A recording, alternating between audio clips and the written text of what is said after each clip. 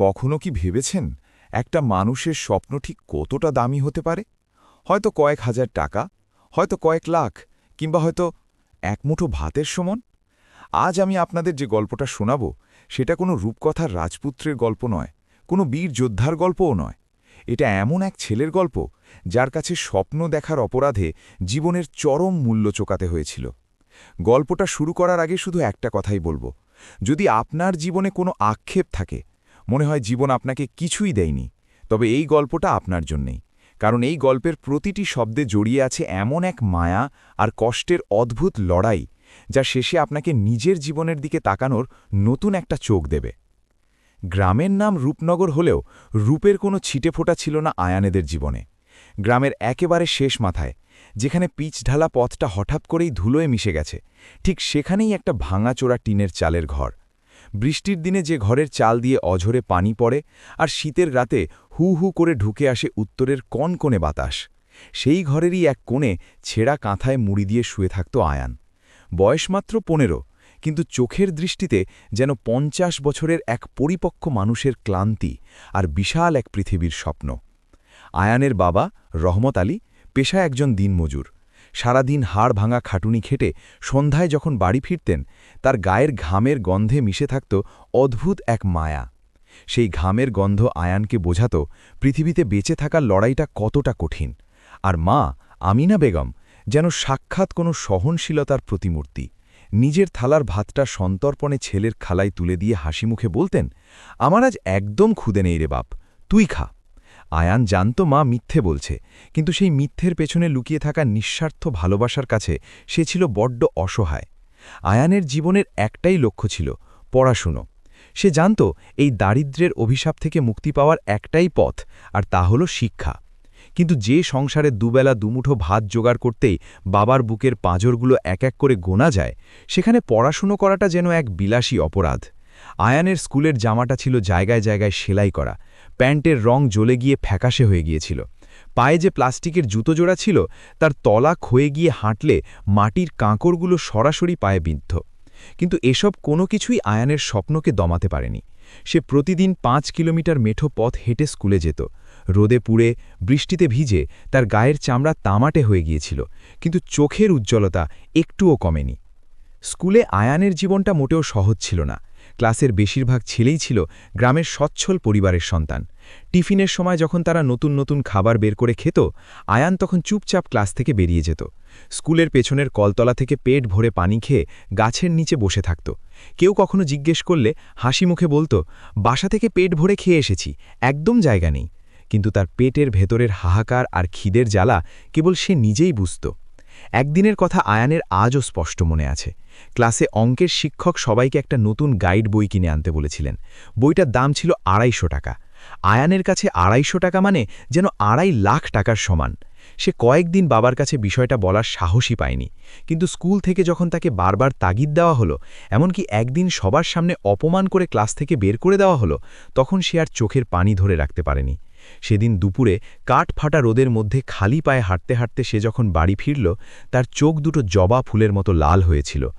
মা উঠোনে বসে ছেঁড়া কাঁথা সেলাই করছিলেন। ছেলেকে অসময় ফিরতে দেখে বুকটা কেঁপে উঠল তার। দৌড়ে এসে আয়ানকে জড়িয়ে ধরে জিজ্ঞেস করলেন, কি হয়েছে বাপ আমার, কেউ কিছু বলেছে তোকে? আয়ান আর নিজেকে সামলাতে পারল না। মায়ের বুকে মাথা গুজে হাউমাউ করে কেঁদে উঠল। সব শুনে মা কিছুক্ষণ চুপ করে রইলেন। তার চোখ দিয়েও নীরবে জল গড়িয়ে পড়ল, কিন্তু পরক্ষণেই শাড়ির আঁচল দিয়ে নিজের আর ছেলের চোখ মুছে দৃঢ় কণ্ঠে বললেন, তুই কাঁদিস না বাপ, তোর বইয়ের ব্যবস্থা আমি করব। সেদিন রাতে আয়ান দেখল তার মা চুপি চুপি বাবার সাথে কি নিয়ে যেন ফিসফিস করে কথা বলছেন। পরদিন সকালে উঠে আয়ান দেখল মায়ের হাতে থাকা একমাত্র সম্বল, সেই বিয়ের সময় পাওয়া রূপোর চুড়ি জোড়া আর নেই। মা হাসি মুখে আয়ানের হাতে 250 টাকা গুজে দিয়ে বললেন, যা বাপ, বইটা কিনে নিস আর মন দিয়ে পড়বি, যাতে এই দিনগুলো আমাদের আর না দেখতে হয়। টাকার নোটগুলোর দিকে তাকিয়ে আয়ানের মনে হলো, এগুলো শুধু টাকা নয়, এগুলো তার মায়ের রক্তপানি করা ভালোবাসা, তার মায়ের শেষ সম্বল। সেদিন আয়ান শপথ নিয়েছিল, জীবনের যত কষ্টই আসুক না কেন, সে এই আত্মত্যাগের মর্যাদা রাখবেই। এভাবেই চলছিল আয়ানের জীবন। কষ্ট আর মায়ার এক অদ্ভুত রোলার কোস্টার। এর মধ্যে এলো সেই বহু প্রতীক্ষিত সময়। এসএসসি পরীক্ষা আর মাত্র কয়েক মাস বাকি। আয়ান দিনরাত এক করে পড়াশোনা শুরু করল। রাতে কুপির মৃদু আলোয় যখন চারপাশ নিস্তব্ধ হয়ে যেত, তখন শুধু শোনা যেত আয়ানের বইয়ের পাতা উল্টানোর শব্দ। কিন্তু নিয়তি হয়তো আয়ানের জন্য অন্য কোনো চিত্রনট লিখে রেখেছিল। পরীক্ষার ফর্ম ফিল-আপের জন্য প্রয়োজন ছিল ১,০০০ টাকা। রহমত আলী কয়েকদিন ধরে কাজ পাচ্ছিলেন না। ঘরে আক্ষরিক অর্থেই একদানা চালও অবশিষ্ট নেই। ১,০০০ টাকা জোগাড় করা তখন তাদের কাছে আকাশ থেকে চাঁদ পেড়ে আনার মতো অসম্ভব এক ব্যাপার। রহমত আলী ছেলেকে কথা দিলেন, যেভাবেই হোক তিনি টাকাটা জোগাড় করবেন। শহরের এক বড় কনস্ট্রাকশন সাইটে ঝুঁকিপূর্ণ একটা কাজ চলছিল, যেখানে পারিশ্রমিক একটু বেশি। রহমত আলী কাউকে কিছু না জেনেই সেখানে কাজে চলে গেলেন। টানা ৩ দিন হাড় ভাঙা খাটুনি খাটলেন। ঠিকমতো খাওয়া নেই, ঘুম নেই, শুধু ছেলের মুখের দিকে তাকিয়ে তার পরীক্ষার কথা ভেবে ইট টানতে লাগলেন ৪ তলার ছাদে। এদিকে ফর্ম ফিল-আপের শেষ দিন ঘনিয়ে আসছে। আয়ানের বুকের ভেতরে অস্থিরতা বাড়ছে। বারবার রাস্তার দিকে তাকাচ্ছে, কখন বাবা ফিরবে। ফর্ম ফিল-আপের ঠিক আগের দিন বিকেলবেলা আকাশটা হঠাৎ করেই ঘন কালো মেঘে ঢেকে গেল। শুরু হলো প্রবল কালবৈশাখী ঝড়। বাতাসের শোঁ শোঁ শব্দে যেন প্রকৃতির কোনো অজানা রাগ আছড়ে পড়ছে পৃথিবীর বুকে। আয়ান আর তার মা ঘরের দরজা শক্ত করে ধরে বসে আছেন, ভয়ে কাঁপছেন। এমন সময় উঠোনে ভারী কিছু একটা পড়ার শব্দ হলো, সাথে সাথে কয়েকজন মানুষের কোলাহল। বৃষ্টির তুমুল শব্দের মধ্যেও আয়ানের কানে ভেসে এলো পরিচিত এক আর্তনাদ। বুকটা ছ্যাদ করে উঠল তার। দরজা খুলে সে যখন উঠোনে গিয়ে দাঁড়ানো, তার চোখের সামনে দৃশ্যটা দেখে পৃথিবীর সব শব্দ যেন এক লমহায় স্তব্ধ হয়ে গেল।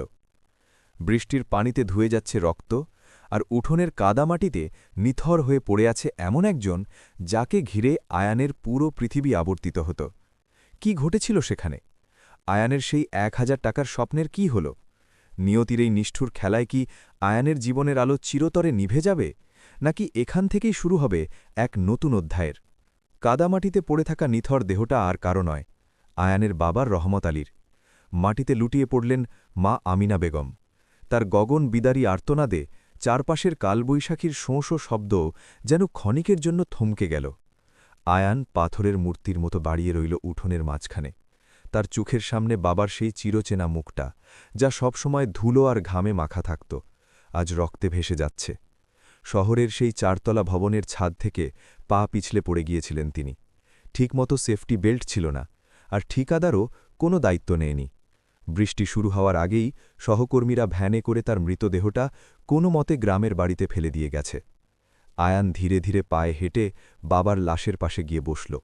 বৃষ্টির শীতল পানি তার শরীর ভিজিয়ে দিচ্ছে, কিন্তু বুকের ভেতরের দাউ দাউ করে জ্বলতে থাকা আগুনটা নেভাতে পারছে না। সে খেয়াল করল বাবার ডান হাতটা বুকের কাছে শক্ত করে মুঠো করা। কি এক অদ্ভুত ঘোর নিয়ে আয়ান বাবার সেই শক্ত হয়ে যাওয়া মুঠোটা খোলার চেষ্টা করল। মানুষটার শরীর বরফের মতো ঠান্ডা হয়ে আসছে।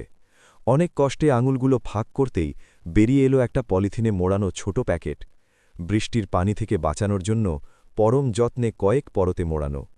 আয়ান কাপা কাপা হাতে প্যাকেটটা খুলল।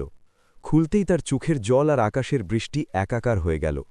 সেখানে রাখা আছে ঠিক ১,০০০ টাকা, কয়েকটা ১০০ টাকার নোট, কয়েকটা ৫০ আর ১০ টাকার জমানো নোট। নোটগুলোর কোনায় লেগে আছে বাবার তাজা রক্ত। এই ১,০০০ টাকার জন্যই মানুষটা নিজের জীবনের শেষ রক্তবিন্দু দিয়ে গেছে। আয়ান সেই রক্তমাখা টাকাগুলো বুকে চেপে ধরে আকাশের দিকে তাকিয়ে এমন এক চিৎকার দিল, যে চিৎকারে মিশেছিল পৃথিবীর সমস্ত আক্ষেপ আর এক ১৫ বছর বয়সী ছেলের তীব্র অসহায়ত্ব। পরদিন সকালে গ্রামের গোরস্তানে রহমত আলীকে দাফন করা হল। কাঁচা মাটির গন্ধের সাথে মিশে গেল আয়ানের শৈশব, তার নির্ভরতার একমাত্র ছাদ। দাফন শেষে সবাই যখন চলে গেল, আয়ান বাবার কবরের পাশে চুপচাপ বসে রইল। সে কাঁদছিল না, তার চোখের পানি যেন শুকিয়ে মরুভূমি হয়ে গেছে। সেদিন সে বুঝতে পারল, পৃথিবীতে গরিব হয়ে জন্মানোটা হয়তো কোনো অপরাধ নয়, কিন্তু গরিব হয়ে মরে যাওয়াটা সবচেয়ে বড় অভিশাপ। সে মনে মনে বাবার কবরের মাটি ছুঁয়ে প্রতিজ্ঞা করল, তোমার এই রক্তের ঋণ আমি শোধ করবই বাবা। তুমি যে স্বপ্ন আমাকে দিয়ে গেছ, তা আমি মরতে দেব না। বিকেলে আয়ান স্কুলে গেল। ফর্ম ফিল-আপের শেষ সময় প্রায় শেষ হয়ে আসছে। হেডমাস্টার নিজের রুমে বসে কাগজ গুছিয়ে রাখছিলেন। এমন সময় দরজায় এসে দাঁড়াল আয়ান।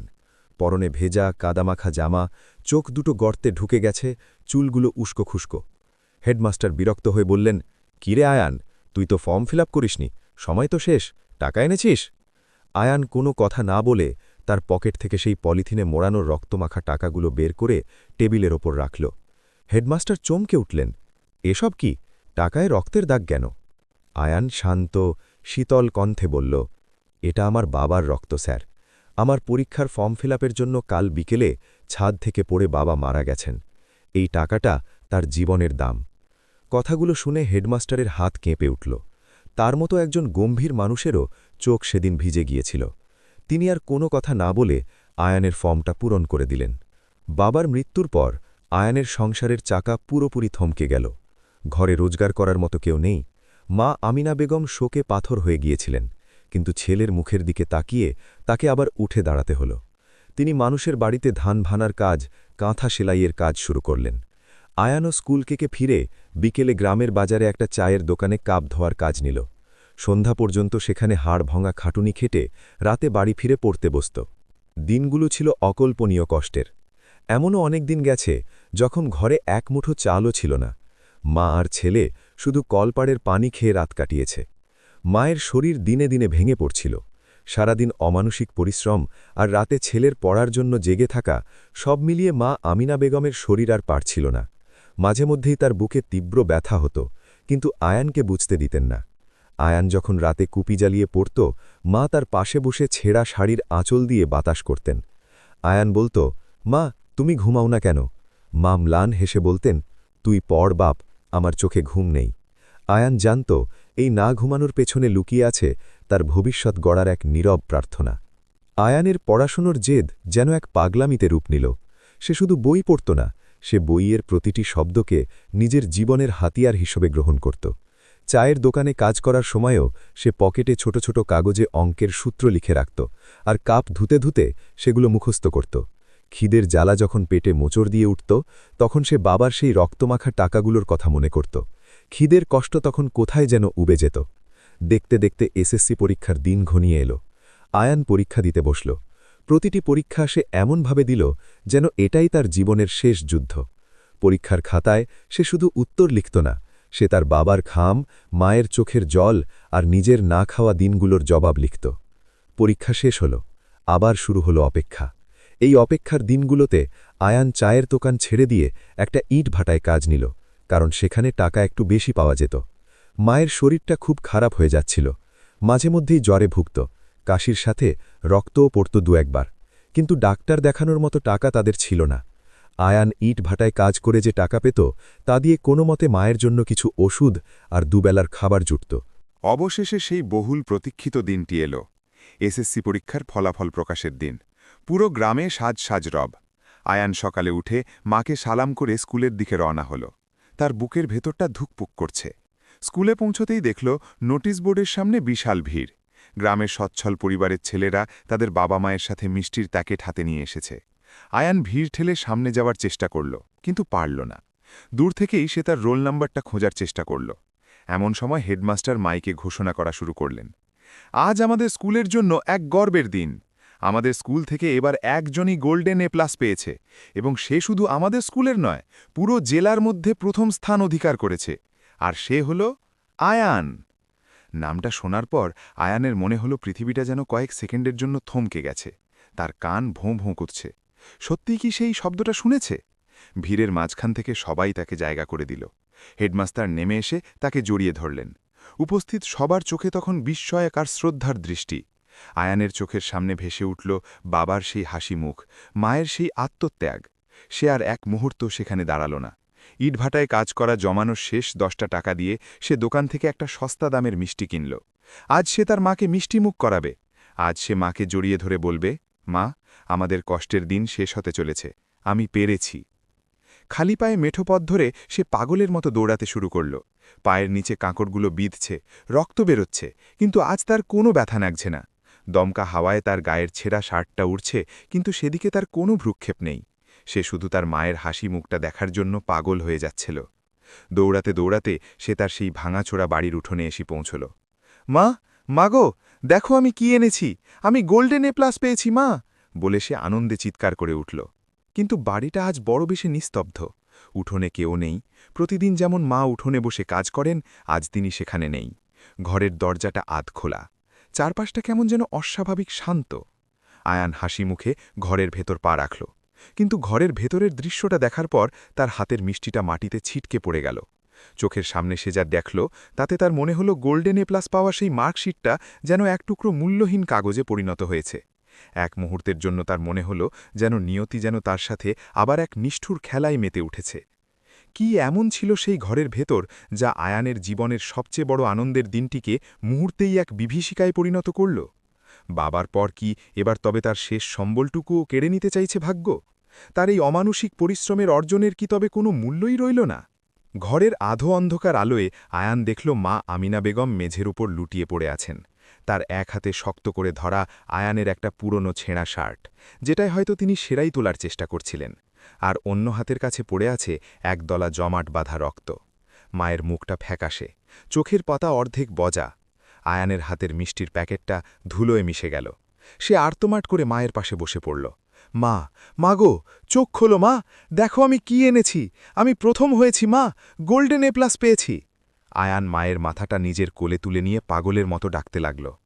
তার গলার স্বরে আমিনা বেগম খুব কষ্ট করে একবার চোখ খুললেন। নিস্তেজ শীতল হাতটা ধীরে ধীরে বাড়িয়ে ছেলের গালে রাখলেন। তার ঠোঁটের কোণে ফুটে উঠল এক অদ্ভুত প্রশান্তির হাসি, যে হাসিতে কোনো আক্ষেপ ছিল না, ছিল এক মহাসংগ্রাম জয়ের তৃপ্তি। তিনি খুব ক্ষীণ স্বরে ভাঙা ভাঙা উচ্চারণে বললেন, আমার আমার বাজান পেরেছে।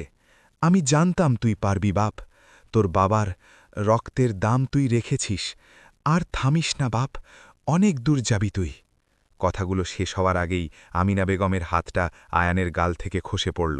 চিরতরে বন্ধ হয়ে গেল সেই চোখ দুটো, যে চোখ সারা রাত জেগে ছেলের পড়াশুনো দেখত। আয়ানের আকাশ ফাটানো চিৎকারে সেদিন রূপনগর গ্রামের প্রতিটি মানুষের বুক কেঁপে উঠেছিল। বাবার কবরের পাশেই মাকে দাফন করা হলো। 15 বছরের একটা ছেলে, যার এই বয়সে বাবা মায়ের আদরে বড় হওয়ার কথা, সে আজ পৃথিবীর বুকে সম্পূর্ণ একা। তার মাথার ওপর কোনো ছাদ নেই, নির্ভর করার মতো কোনো ছায়া নেই। সেদিন রাতে শূন্য ঘরে একা বসে আয়ান কেবলই ভাবছিল, কি হবে এই গোল্ডেন এ+ দিয়ে? কাকে দেখাবে সেই মার্কশিট? কার জন্য সে লড়াই করবে? কষ্ট আর হতাশায় তার মনে হচ্ছিল জীবনের কাছে হার মেনে নিতে। কিন্তু ঠিক তখনই তার চোখ পড়ল মায়ের সেলাই করা সেই ছেঁড়া কাঁথাটার দিকে, আর মনে পড়ে গেল বাবার সেই রক্তমাখা 1000 টাকার কথা। আয়ান বুঝতে পারল, তার জীবনটা এখন আর শুধু তার একার নয়, এই জীবনটা তার বাবা মায়ের আত্মত্যাগের দলিল। সে যদি আজ ভেঙে পড়ে, তবে তার বাবা মায়ের সেই রক্ত আর ঘাম মূল্যহীন হয়ে যাবে। আয়ান চোখের পানি মুছে উঠে দাঁড়াল। সে হার মানবে না। আয়ানের এই অদম্য জেদ দেখে স্কুলের হেডমাস্টার স্যার এগিয়ে এলেন। তিনি নিজের জমানো কিছু টাকা দিয়ে আয়ানকে শহরের একটা ভালো কলেজে ভর্তি করিয়ে দিলেন। শুরু হলো আয়ানের জীবনের নতুন এক যুদ্ধ। এই যুদ্ধটা ছিল আরও কঠিন, আরও নির্মম। শহরে এসে একটা ছোট মেসের চিলেকোঠায় থাকার জায়গা হলো তার। থাকা খাওয়ার খরচ জোনাতে আয়ানকে দিনে পড়াশোনা আর রাতে একটা গ্যারেজে দারোয়ানের কাজ নিতে হলো। বড়লোকের ছেলেরা যখন দামি বাইক নিয়ে ঘুরে বেড়াত, নামি দামি রেস্তোরাঁয় খেত, আয়ান তখন রাতের অন্ধকারে গ্যারেজের এক কোণে বসে ল্যাম্পপোস্টের আলোয় বইয়ের পাতা উল্টাত। অনেক রাত গেছে শুধু এক গ্লাস পানি আর একটা শুকনো রুটি খেয়ে। কখনো কখনো টানা 2-3 দিন গায়ে জ্বর নিয়ে ডিউটি করেছে, কিন্তু একদিনের জন্য পড়াশোনায় অবহেলা করেনি। খিদের জ্বালায় যখন পেট মোচড় দিয়ে উঠত, তখন সে চোখ বন্ধ করে মায়ের সেই মুখটা মনে করত। তখন আর কোনো কষ্টই তার কাছে বড় মনে হতো না। এইচএসসি পরীক্ষাতেও আয়ান পুরো বোর্ডে মেধা তালিকায় স্থান পেল। তার এই সাফল্যে কলেজের শিক্ষকরা অবাক হয়ে গেলেন, কিন্তু আয়ানের লক্ষ্য ছিল আরও বড়। সে ঢাকা বিশ্ববিদ্যালয়ে ভর্তি পরীক্ষা দিল এবং অভাবনীয় ফলাফল নিয়ে আইন বিভাগে ভর্তির সুযোগ পেল। বিশ্ববিদ্যালয়ের জীবনটা ছিল তার জন্য এক অন্যরকম অভিজ্ঞতা। সেখানেও তার সঙ্গী ছিল সেই দারিদ্র্য আর সীমাহীন লড়াই। টিউশনি করে নিজের খরচ চালাত সে। ছেঁড়া জুতো আর পুরনো শার্ট গায়ে দিয়ে ক্লাসে যেত। অনেকেই তাকে নিয়ে হাসি হাসি করত, অবজ্ঞা করত, কিন্তু আয়ান কখনো এসব নিয়ে মাথা ঘামায়নি। সে জানত তার শিকড় কোথায়, সে জানত তার গন্তব্য কোথায়। তার চোখের সামনে সারাক্ষণ ভাসত মেঠো পথ, টিনের চাল আর কাদামাটিতে পড়ে থাকা বাবার নিথর দেহটা। 5 বছরের হাড়ভাঙা পরিশ্রম শেষে আয়ান বিশ্ববিদ্যালয় থেকে প্রথম শ্রেণীতে প্রথম হয়ে স্নাতক সম্পন্ন করল। কিন্তু এখানেই সে থামল না। তার স্বপ্ন ছিল এমন একটা জায়গায় পৌঁছনোর, যেখান থেকে সে তার মতো হাজারো গরিব, অসহায় মানুষের জন্য কিছু করতে পারবে। সে বিসিএস পরীক্ষার জন্য প্রস্তুতি নিতে শুরু করল। দিনরাত এক করে পড়াশুনো। পৃথিবীর বাইরের কোনো কিছুর সাথে তার কোনো যোগাযোগ ছিল না। তার একটাই মন্ত্র ছিল, আমাকে পারতেই হবে। অবশেষে এলো সেই দিন, যে দিনটির জন্য আয়ান তার জীবনের সমস্ত আনন্দ, সমস্ত সুখ বিসর্জন দিয়েছিল। বিসিএস পরীক্ষার চূড়ান্ত ফলাফল প্রকাশ পেল। প্রশাসন ক্যাডারে দেশ সেরা হয়ে প্রথম স্থান অধিকার করেছে আয়ান। যে ছেলেটার একসময় পরীক্ষার ফর্ম ফিলআপের টাকা ছিল না, যে ছেলেটা টাকার অভাবে তার মায়ের চিকিৎসা করাতে পারেনি, সেই ছেলেটা আজ এই দেশের একজন ফার্স্ট ক্লাস গেজেটেড অফিসার, একজন এক্সিকিউটিভ ম্যাজিস্ট্রেট। খবরটা পাওয়ার পর আয়ান কোনো বাঁধ ভাঙা উল্লাস করেনি। সে চুপচাপ তার মেসের জানলার ধারে দাঁড়িয়ে আকাশের দিকে তাকিয়েছিল। তার দু চোখ বেয়ে অঝরে জল ঝরছিল। আজ তার অনেক কিছু আছে, সম্মান, ক্ষমতা, ভবিষ্যৎ। শুধু সেই দুজন মানুষ নেই যারা এই দিনটির জন্য নিজেদের জীবন উৎসর্গ করে গিয়েছিলেন।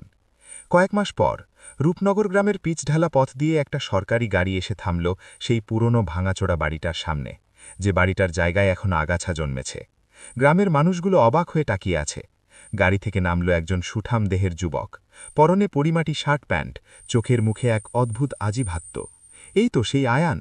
গ্রামের মানুষগুলো বিশ্বাসই করতে পারছিল না, একসময়ের সেই ছেঁড়া জামা পরা, চায়ের দোকানে কাপ ধোয়া ছেলেটা আজ এত বড় অফিসার হয়ে ফিরে এসেছে। আয়ান কারো দিকে না তাকিয়ে সোজা চলে গেল সেই গ্রামের গোরস্থানের দিকে। গোরস্থানে ঢুকে সে তার জুতো জোড়া খুলে রাখল। খালি পায়ে হেঁটে গেল পাশাপাশি থাকা দুটো কবরের কাছে। কবরের মাটিগুলো আজ ঘাস দিয়ে ঢেকে গেছে। আয়ান ধীরে ধীরে মাটিতে বসে পড়ল। দুই হাত দিয়ে দুই কবরের মাটি ছুঁয়ে সে তার মাথাটা ঠেকিয়ে দিল সেখানে। ডুকরে কেঁদে উঠল সে। বাবা, মা, দেখো আমি এসেছি। তোমরা যে স্বপ্ন দেখেছিলে, আমি তা পূরণ করেছি।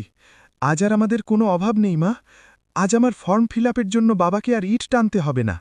মা, তুমি উঠে দেখো, তোমার বাজান আজ অনেক বড় অফিসার হয়েছে। একবার শুধু চোখ খুলে দেখো মা। আয়ানের কান্নায় সেদিন গোরস্থানের বাতাসও যেন ভারী হয়ে উঠেছিল। তার চোখের জলে ভিজে যাচ্ছিল কবরের মাটি। আয়ান তার কথা রেখেছে।